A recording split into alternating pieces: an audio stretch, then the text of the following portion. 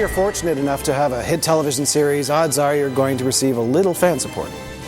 We have a phenomenal legion of fans behind us. They can be found all over the world, and their numbers just keep growing. Oh, yeah. And they're also very dedicated with numerous conventions, a slew of Stargate SG-1 websites, many paying tribute to you, my friend. Which I believe is the most... maybe not. Sure. Needless to say that without them, there might not be a Stargate SG-1. So we thought it would be only fair to explore the world of Stargate SG-1 through the eyes of our fans, or as they call themselves, Gators.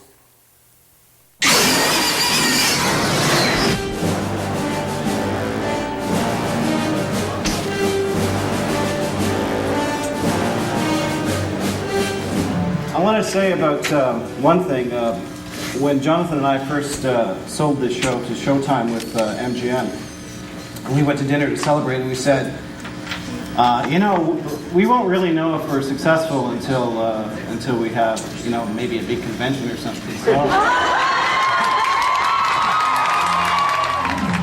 love you, Amanda. Oh, thank you. Thank you very much. Our fans are so generous. Some of the things that people have come up to me and said. I had this one woman come up to me at a convention, and I will never, ever forget it. I was signing autographs, and she came up and she looked at me and she burst into tears. And she said, "You make me a better person." And I went, whoa. And she meant it from her heart. And I was like, I don't know how I've done that, but wow. Having a fantastic time. Christopher Judge was amazing. He was so funny, my God. And all the actors, they're so personable. They're amazing. Because you think you have these personalities on television, who knows what they're going to be in real life. And I think they're even more dynamic in person than they actually are on the television screen. They're just fantastic. How's everyone doing? The fans and their knowledge of the show and the knowledge of the characters and the particulars of the characters was really refreshing, and just the people and how nice they were, and the distances they traveled to get there was actually really overwhelming. But it was a great experience. Over the next 2 days, we will have members of the Jafar, the Gwawul, and the Toka. I enjoy meeting the fans of the show, and to tell you the honest truth, my appreciation of the gig has improved and grown since I have been doing conventions, because the fans mirror the show back to you. So you wind up learning a lot more about the shows by talking to the people who actually do watch them all, and believe me, people watch them all. My favorite episode? Upgrades. Gold for Lazarus. 100 Days. Need. Fifth Race is a very good one. 1969. Singularity. The convention was an eye-opener. You walk into this convention and you see these people who are fanatical fans to the point where they create the wardrobe and show up, and they know everything about the show, and they're true fans. It's pretty amazing. That was great. It was fun. It's a great crowd, a great group. We're kind of overwhelmed by the response. We didn't expect it to be this big. I had a wonderful time, and you get a chance to meet the fans, and it's amazing. And because they're sci-fi buffs, they're generally extremely bright people. As warm and as wonderful and as odd as anyone you encounter. As a matter of fact, some of the people, probably half a dozen of the people who were in Australia flew to the one in Vancouver. So I found it fascinating. Stargate is huge in German. Stargate is klasse in Deutsch. I remember we were talking about the fans of the show, and he said, some people actually think the Stargate is real. And I thought, okay, well, maybe there is an interesting story there about the whole world of conspiracy theories and people who think, that there are aliens among us and things like that. A top-secret government program involving instantaneous travel to other solar systems by means of a device known as a Stargate. Sounds like a good idea for a TV show, if you're into that sort of thing. Colonel, let's not play games. If it isn't true, then why would you come all this way? Okay. The truth. There is a top-secret government program called Project Stargate. I knew it! But it has nothing to do with space travel. What does it have to do with? Magnets.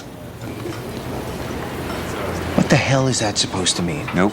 I've already said too much. When our show goes on the air, within Within 3 hours, there are 100, 200, 300 posts, all posing their opinions, all finding the holes, all saying they got this wrong, or the science was right in this, or the science was wrong in this. In the episode Tangent, where we had done one shot where their ship crossed the sun and briefly occluded it and then went away. And it was a simple, elegant visual effects shot.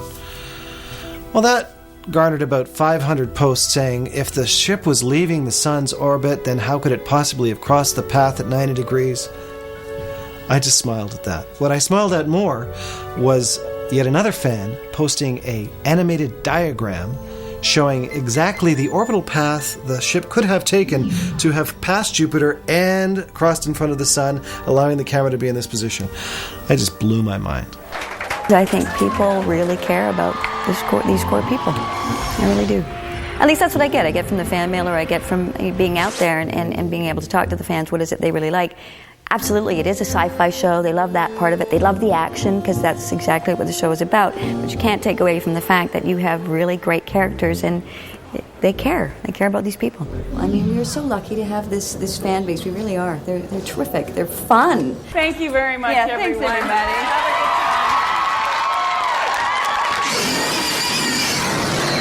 Beyond the fantasy of science fiction, there's a glimmer of reality shining in the Stargate SG-1 universe. The possibility of infinite worlds is shared by all mankind, and the source of study for many sciences. The study of past civilizations was the basis for the series itself, and certainly the urge for discovery is the heart of each story. We're always concerned with incorporating reality wherever possible, and because of our strong fan support, if we miss something, they usually call us on it.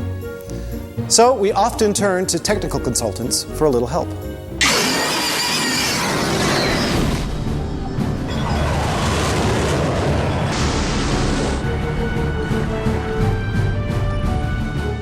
Colonel? General? Major? General? Doctor? General? We gave them not only the access to the Cheyenne Mountain complex to shoot it, but give them background stories of all the characters, right down to what ribbons that they'd be wearing on their uniforms. We gave them the uniform regulations and hair advice and plot lines, relationship, appropriate military relationships, that kind of stuff. We give them all that information, and we do that for everybody. We read every script to make sure everything is done the way it would really be done in the Air Force. Well, with all due respect, Doctor, I would... It is appropriate to refer to a person by their rank, not their salutation.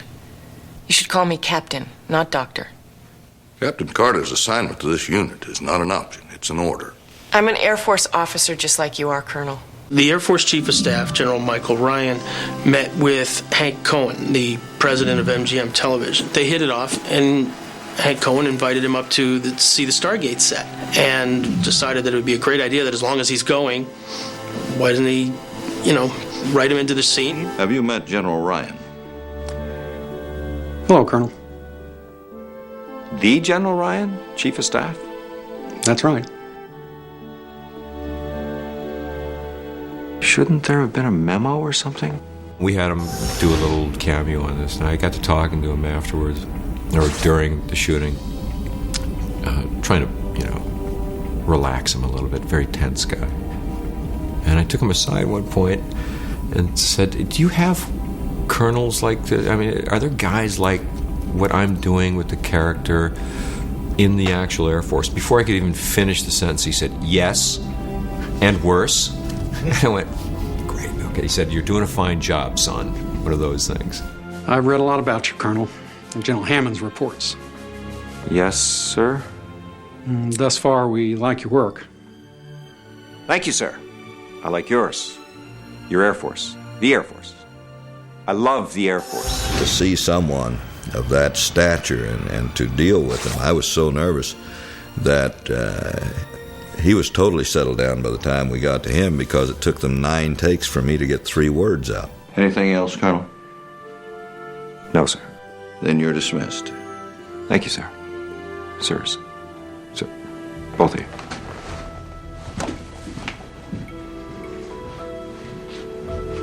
Got your hands full with that one, eh, George? This cast is some of the most professional actors. They really, really want to get it right. They take a lot of pride in getting everything right from the appropriate salute to wearing the uniforms correctly. They ask us all the time, what would we do in this situation? But how would we play that? Not just what's on the script, but how would we make that come alive, and how do we make it real? Cadet, I'd like to ask you a few questions. Answer honestly. Yes, ma'am. Who the hell do you think you are? Ma'am. Do you think you're better than we are? Do you think you're too good for the Air Force? No, ma'am. All those little rules and regulations, they don't really apply to you, right? I don't feel that way, ma'am. Oh, I think you do. And I think deep down you want to leave. Let me do you a favor. The door's open. Why don't you just quit and go home? No, ma'am. I won't quit. Good. There's a lot of situations where we run into regular problems that we'd run into in the Air Force, such as Amanda Tapping, the Major Carter character, found herself in what we in the military say is kind of in-between hair, where it's too short to put up and yet too long to meet regulations. Nice hair. Air Force. I can't imagine that, going military. I had to study as much as I possibly could, and when I found out I had the role, I had 2 weeks basically to prepare. So I got a personal trainer to, get the physical aspect of the character down, and met with Navy SEALs. What are they doing? They wish to take Apophis alive. The science aspect was just homework. I mean, getting on the internet, and I read Stephen Hawking's book, and anything I could get my hands on. So that, because I think the only way I could play this character is if I understood what she was talking about. And she says a lot of scientific technobabble. And if I don't understand what I'm saying, then I'm lying. And I'm cheating. And it would be very easy to just say those words and put an intonation to them that makes it sound convincing. But for me, I totally had to understand what she was talking about. Oh, here we go. Another scientist. General, please. Theoretical astrophysicist. Which means? Which means she is smarter than you are, Colonel. You're constantly researching. I mean, whenever you can, you come across somebody in the medical profession, you're picking, I say you, but I pick their brains for any type of information I can get. But also being on the set, we're very fortunate in that we have med techs on set with us at all times, so we know exactly what to do, when to do it, and make it look like we really know what we're doing. Lock him up. Sir, with all due respect, he is badly injured. He is not going to be any good to you at all unless we get him into the OR right now. Do what you need to keep him alive, Doctor. We've got a lot of questions that need answers. Yes, sir. Okay, let's move him. I'm going to start him on 2 IVs and run Ringer's lactate wide open. Let's go.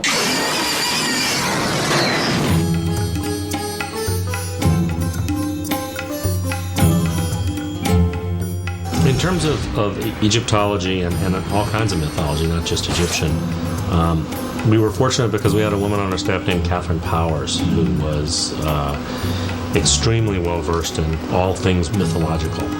It was great because she also wrote several episodes of the show, and she would come running into our offices very excited because she had just read some new myth that lent itself very well to Stargate, and we would completely build episodes around it.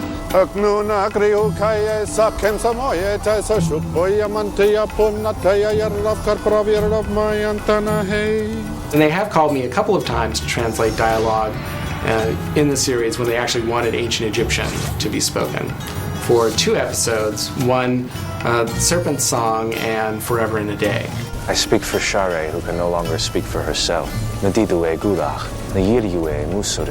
have spoken no lies nor acted with deceit. When I first was going to screen test for the role, I went to the Royal Ontario Museum and looked at the Egyptian exhibit as if that was going to help me somehow. This line recurs several times. Domoetus vestul motabilum. Conqueror of time. Oh, in this context, I'd say more like master of the uncertain past. You're a skilled linguist, Dr. Jackson.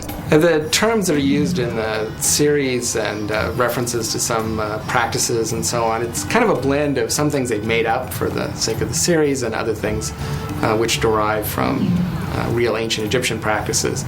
So some of the deities, Osiris, the god Ra, the goddess Isis, the wife of Osiris, and kind of fertility goddess, mother goddess figure, a powerful magical force in ancient Egypt. All these things come from real ancient Egyptian mythology. Make no mistake, Osiris will return. and the rivers of the earth will run red with blood.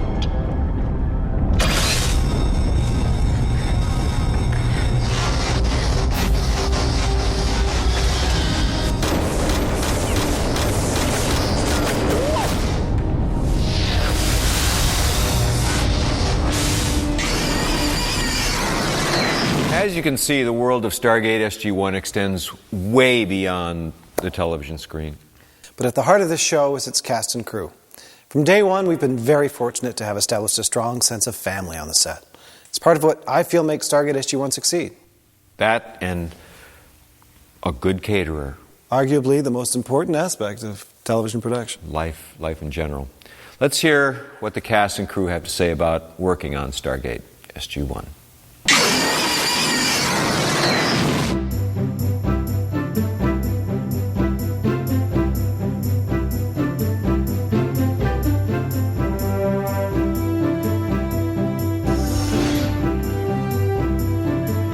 Those are the rewards of the job right there.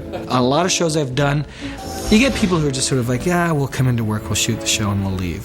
Here, they buy into it a lot of times, and there's a lot of laughter on the set, This crew likes coming to work here. This cast likes coming to work here. It's fun. The fact that, Richard has a great sense of humor. Christopher Judge has a wonderful sense of humor and probably one of the best laughs I've ever heard. And so you have all these elements and all these really goofy, wacky people who know each other so well. Yeah, our sets are a lot of fun. Richard Dean Anderson is the patriarch, and Don Davis is like the crazy grandfather.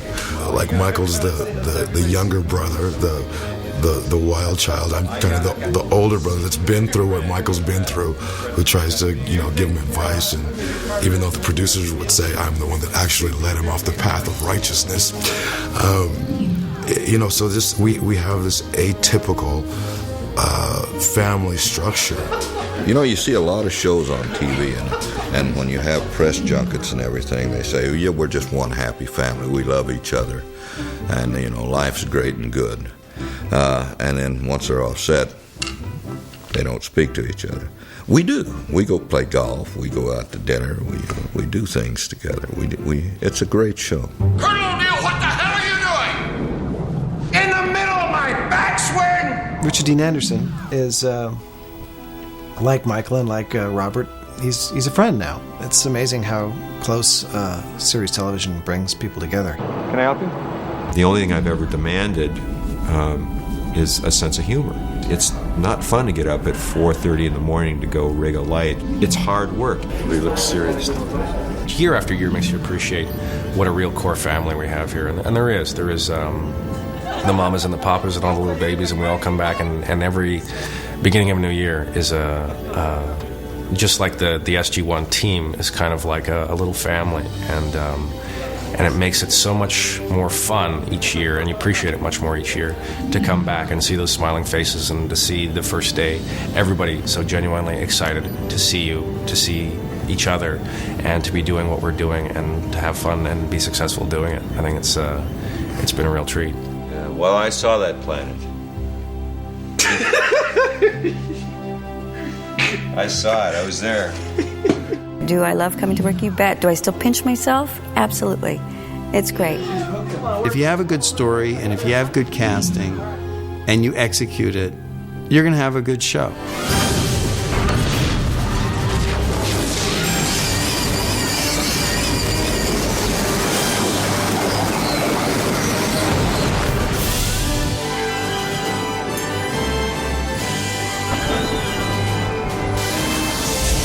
Well, it looks like our journey has come full circle.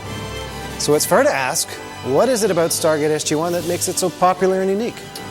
Well, for one, it feeds upon our fascination to explore the unknown and seek out life in other parts of the universe. Oh, and what I love is we're not using spaceships to get there, we're using the Stargate. The human element is what's important. It's a great way to study ourselves, our society, all under the guise of science fiction. One thing's for sure. The adventures that exist beyond the Stargate are only limited by our imagination. So you can be sure there are a lot more worlds to encounter and many more stories to tell. Only if we get back to work. I'm Brad Wright. I'm Richard Dean Anderson. Thanks for joining us. Comedy reigns here at Stargate SG-1. Somewhere else in the building. We're not using giant spaceships to get there. We're using the Stargate. The human element is important. What? What did I do? Nothing. It's me. Come on, the cameras are rolling. Make it interesting. Do a director. Oh, really? Do a director thing. Well, Rick, that was a wonderful performance. I haven't seen you act like that for a long time. Very natural.